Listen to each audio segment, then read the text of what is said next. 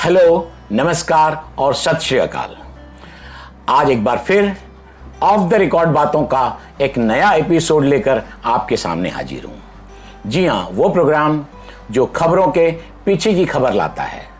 और आज हम डिस्कस करने वाले हैं जिसमें कोहली ने कहा है कि दुबई में होने वाले T20 वर्ल्ड कप के बाद वो T20 टीम की कप्तानी छोड़ देंगे। वैसे तो एक लोगों के लिए बड़ी भारी खबर है, लेकिन जो क्रिकेट जानता है, जो अंदरूनी क्रिकेट जानता है, उसे सब पता है कि पिछले एक महीने में क्या क्या क्रिकेट की डेवलपमेंट हुई है।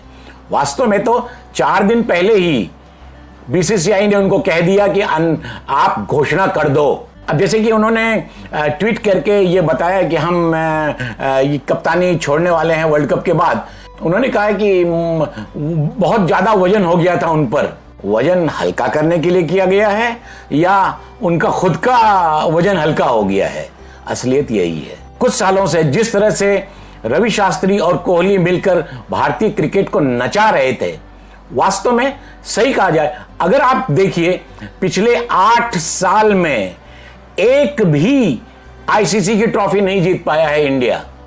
जी हां, वर्ल्ड कप हो, T20 वर्ल्ड कप हो, वनडे का वर्ल्ड कप हो या टेस्ट टीम की जो इतने नगाड़े पीटे जा रहे हैं ना कि पहली नंबर की टीम तो औंधे मुंह गिर गई जाके।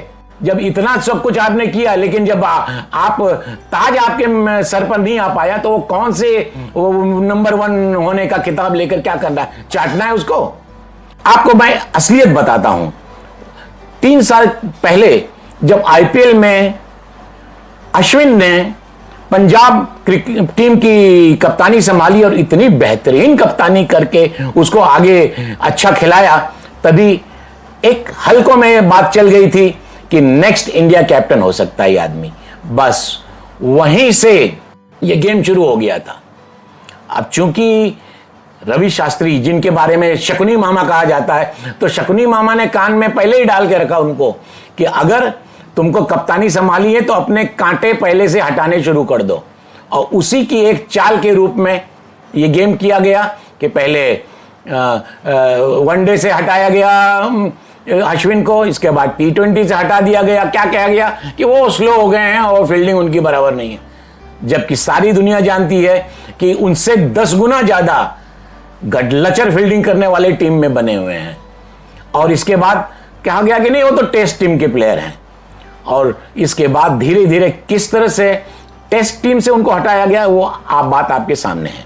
तो मैं आपको इसके पीछे का जो बात बताता हूं। सुनील जोशी सिलेक्शन कमेटी के चेयरमैन बने थे, तब तक तो सब कुछ सही चल रहा था, लेकिन कुछ महीने पहले चेतन शर्मा सिलेक्शन कमेटी में आए और चूंकि वे सुनील जोशी से ज्यादा टेस्ट खेले, इसलिए सिलेक्टर चीफ वो बन गए। और उन्होंने इसीलिए बार बार हिदायत दी। आप सब इंडिया के सारे क्रिकेट प्रेमी जानते हैं कि इंग्लैंड में कितनी जरूरत थी अश्विन को खिलाने की। हम जीत गए। देखिए, जीत जाने के बाद गलतियों को दरकिनार नहीं करना चाहिए। इसका अर्थ यह नहीं होता कि गलत है वो गलत है। अश्विन को ना खिलाकर बहुत बड़ी गलती की गई है, वरना इस सीरीज का परिणाम बहुत कुछ पहले और बहुत कुछ अलग रहा होता। जिस तरह से कोहली ने कहा है कि वे 3 फॉर्मेट में से एक फॉर्मेट से हटेंगे, वास्तव में तो मैं आईपीएल को भी एक फॉर्मेट मानता हूं। ये T20, वनडे, टेस्ट और आईपीएल, क्योंकि आप याद करिए, डिविलियर्स हो या कोई भी हो, जितने रिटायर हो, वो बोलते हैं हम सब फॉर्मेट से हट रहे हैं लेकिन आईपीएल फॉर्मेट खेलेंगे। जिस तरह से कोहली ने घोषणा की है, उसमें बहुत कुछ दूरगामी परिणाम है, बहुत कुछ सोच समझ के उन्होंने किया हुआ है। लेकिन एक बात मेरी समझ में नहीं आ रही है कि वे कह रहे हैं कि 8-9 साल से मैं वर्कलोड है, 5-6 साल से कैप्टनसी का दबाव है। अरे, ये दबाव तो हर कैप्टन पे रहा है, तो आप छोड़ देते? आपको किसी ने पकड़ के नहीं रखा था। आप तो जैसे जब जरूरत हो उसके मुताबिक दौरा छोड़कर लौटते रहे हैं। आप एक टेस्ट मैच खेलकर पूरे सीरीज से लौट आते हैं, तो वो कोई बात में कोई मजा नहीं है। अब आइए असली बात पे। यह सारा प्रपंच चालू हुआ रवि शास्त्री की वजह से। रवि शास्त्री ने जिस तरह इंग्लैंड दौरे में अपनी पर्सनल थॉट्स के बारे में जो उन्होंने बुक लिखी है, उस बुक के लॉन्च के लिए उन्होंने न तो बीसीसीआई से परमिशन ली, न तो ईसीबी से परमिशन ली, और इतना बड़ा एक कार्यक्रम इंग्लैंड के एक होटल में रख दिया जिसमें वे बिना इजाजत के पूरी टीम लेकर वहां गए। उसका परिणाम क्या हुआ आपको अच्छी तरह पता है कि खुद रवि शास्त्री और असिस्टेंट उनके और सारे सब लोग को कोविड हो गया, और पूरी टीम अभी तक कुछ सामने नहीं लाया जा रहा है। वास्तव में 6 खिलाड़ियों को कोविड हो गया है, और इस वजह से टीम ने इनकार कर दिया खेलने से।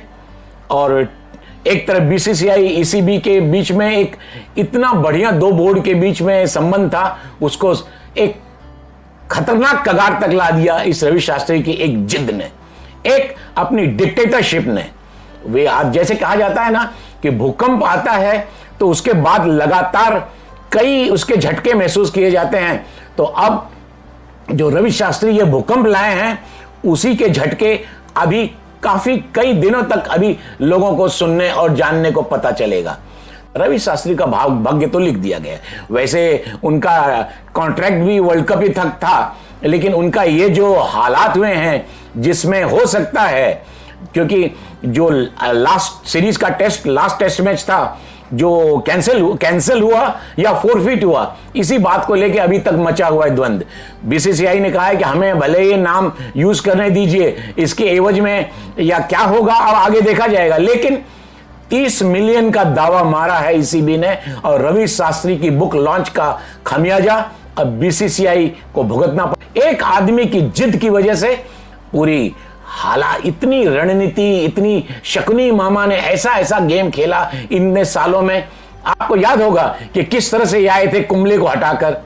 बोर्ड भी पहले भी कह चुका है कि आप स्प्लिट कर लीजिए, क्योंकि इंग्लैंड हो, ऑस्ट्रेलिया हो, वेस्ट इंडीज हो, बांग्लादेश हो, श्रीलंका हो, हर जगह 2 टीमें अलग अलग हैं। टेस्ट की कैप्टनसी अलग है किसी को, एंड वनडे फॉर्मेट की, T20 फॉर्मेट की अलग है। लेकिन यहां पर यह कहना कि किसी के बगैर न होने से कोई टीम पर प्रभाव पड़ेगा, बिल्कुल नहीं। इस दुनिया का शाश्वत नियम है कि एक जाता है दूसरा आता है, तो वैक्यूम जो बनता है लोगों को लगता है, लेकिन नहीं, एक से एक उसकी जगह लेने के लिए तैयार होते हैं। कोई कोहली के पहले क्या कोई कप्तान नहीं था? लाला अमरनाथ रहे हो या सुनील गावस्कर रहे हो, भले ही 2 मैं युगों की बात कर रहा हूं, लेकिन सब ने अपनी डिक्टेटरशिप की है। और अब ये विराट कोहली का युग जो है अब समाप्ति पर है। इसी को देखते हुए ये एक नई चाल चली गई है अपनी कैप्टनसी को लंबे तक बरकरार रखने के लिए, और इसके अलावा और इसमें कुछ नहीं है। अगर उनको इतनी थकावट है, वजन हल्का करना है, तो वे उसी T20 को खेलने के लिए भी तैयार हैं। कैप्टनसी छोड़ेंगे लेकिन खेलने को तैयार हैं, वनडे खेलने को तैयार हैं, टेस्ट खेल ही रहे हैं, तो आखिर आपने वजन कौन सा हल्का किया? इसका अर्थ है कि ये रवि शास्त्री की विदाई के पहले की ये धमक है, इसके अलावा और कुछ नहीं। आपको ऑफ द रिकॉर्ड बातों में इस खबर के पीछे की खबर कैसी लगी, और आपने सिद्धार्थ शुक्ला वाले एपिसोड को जिस तरह से प्रतिसाद दिया है उसके लिए बहुत बहुत धन्यवाद। उसके 50,000 से लाइक पूरे हो चुके हैं, और आप इसी तरह स्नेह बनाए रखिए और इसी तरह मेरे चैनल को सब्सक्राइब करिए। और आपके सामने मैं ऑफ द रिकॉर्ड बातों में विभिन्न सब्जेक्ट्स पे, अलग अलग सब्जेक्ट्स पे मैं खबरें लाता रहूंगा, और आप देखते रहिए। धन्यवाद। जय हिंद।